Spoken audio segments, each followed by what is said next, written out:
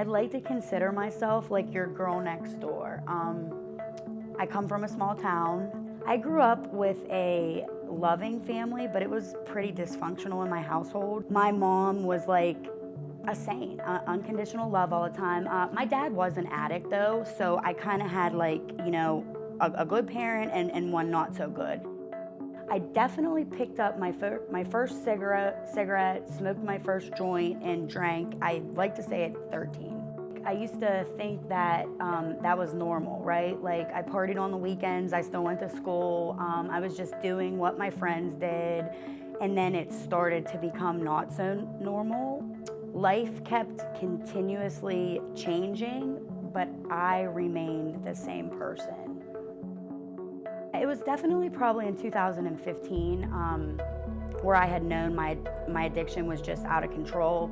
I caught my first set of felony charges. I ended up in Westmoreland County Prison.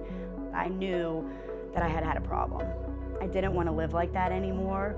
I never thought that's where I would be at 30 years old. I remember being a little girl and like I had dreams and goals, and at that point in my life, I had nothing. I had nothing left than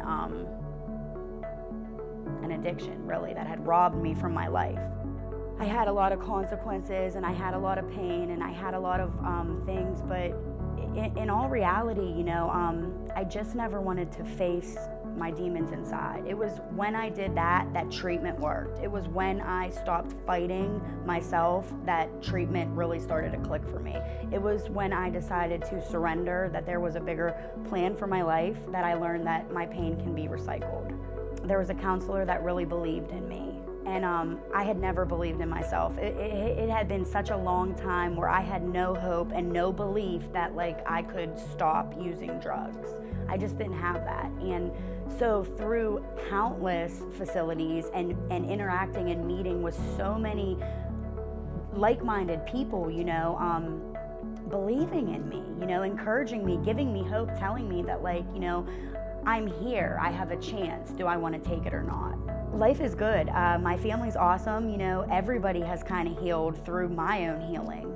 Just so much joy. I was afraid to get clean, you know, because in addiction, you're trapped. It's the same thing every day. You don't have to face anything. The minute you decide to like find this much courage,